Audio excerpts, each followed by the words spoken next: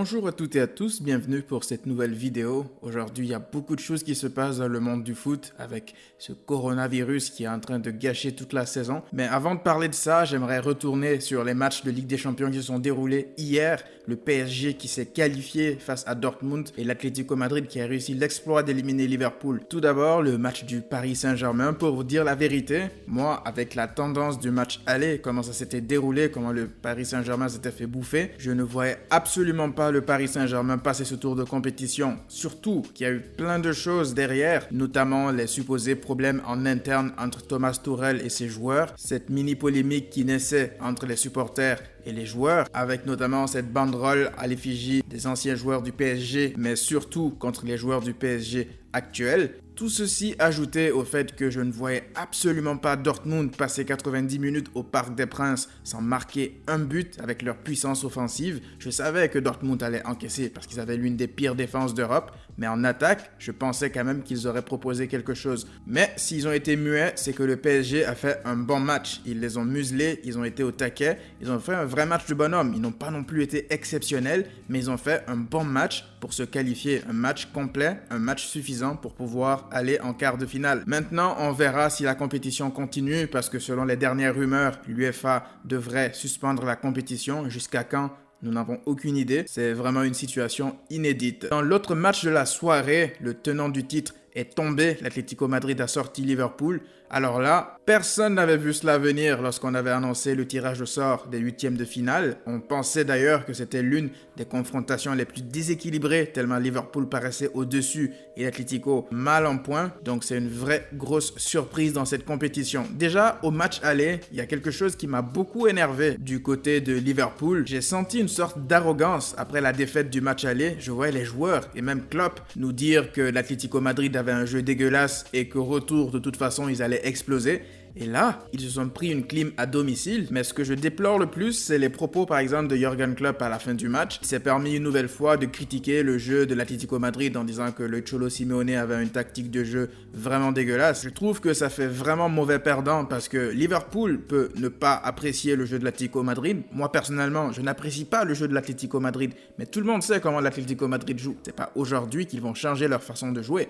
Donc, qu'ils assument leur défaite. Et c'est tout. Lorsque Liverpool a éliminé le Barça l'année dernière, a humilié, je précise, le Barça l'année dernière, il n'y avait rien à dire. Liverpool était supérieur au Barça au match aller et au match retour. Le score du match aller était trompeur. Le Barça n'a eu que ce qu'il méritait. Personnellement, le jeu de Liverpool ne me plaît pas du tout. Ce style de jeu de centre à outrance, c'est pas du tout le football que je préfère. Et pourtant, je respecte toutes les victoires qu'ils ont enchaînées, la série de victoires consécutives, etc. Donc la déclaration de Klopp après le match, je trouve que ça fait vraiment mauvais perdant. C'est un coach pourtant que j'adore, que je respecte, mais pour le coup, lui et ses joueurs ont quand même manqué d'humilité. Il y a un joueur aussi qui a longtemps été sous-coté en Angleterre lorsqu'on parle des meilleurs gardiens du monde. Aujourd'hui, j'espère pour les Anglais qu'ils ont découvert qui est Jan Oblak et pourquoi est-ce qu'avec Ter Stegen, à mon sens, ils sont les meilleurs gardiens du monde. Donc c'est vraiment une performance de Oblak exceptionnel qui a permis à l'Atlético Madrid aussi de survivre aux assauts des joueurs de Jürgen Klopp. Enfin, Barcelone-Napoli risque d'être très certainement annulé. Le coronavirus continue à faire énormément de dégâts avec Rugani de la Juventus qui a été contrôlé positif au Covid-19. Donc il y a de grandes chances que quelques autres joueurs de la Juventus soient aussi contaminés par ce virus parce que je vous rappelle que c'est un virus qui est très simplement transmissible, très facilement transmissible.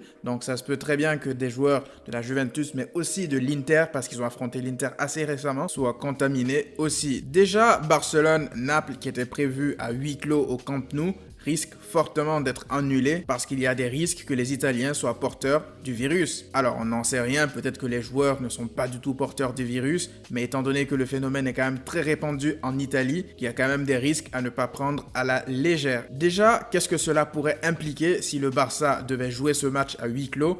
Naturellement, le Barça serait désavantagé parce que nous savons tous que le Camp Nou, particulièrement le Camp Nou, le public du Camp Nou, qui je vous le rappelle est le plus grand stade d'Europe, est quand même assez impressionnant pour les adversaires. Donc ça peut très bien que ça soit quelque chose de négatif pour le Barça si ce match devait se jouer à huis clos. Mais pour être très honnête avec vous, après avoir vu les matchs à huis clos du PSG, de Valence, honnêtement, cette mascarade-là ne peut pas continuer. J'avais cette impression de regarder des matchs de pré-saison, c'était vraiment dégueulasse à voir. Encore une preuve que le foot serait quand même assez différent si nous, les supporters, les fans qui partent au stade, n'étions pas là. Et là, je m'adresse particulièrement à ce castor de Jordi Alba qui s'est permis de chambrer le public du Camp Nou lorsqu'il a marqué le but annulé face à la Real Sociedad. Il y a des personnes qui travaillent dur toute leur vie, qui ne toucheront jamais la moitié de ce que les joueurs de foot là gagnent. Malgré ça, sacrifient leur temps et leur argent pour venir voir ces mêmes joueurs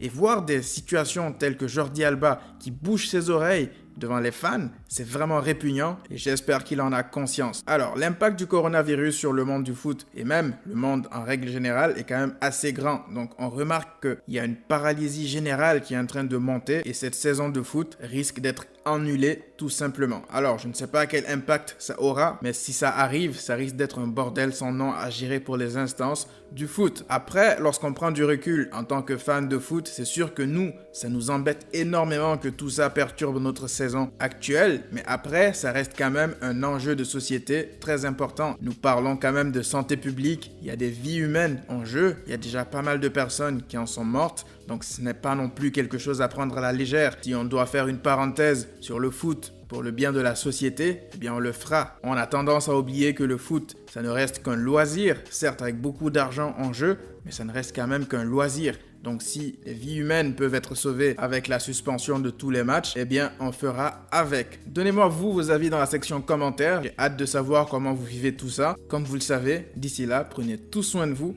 et à très vite.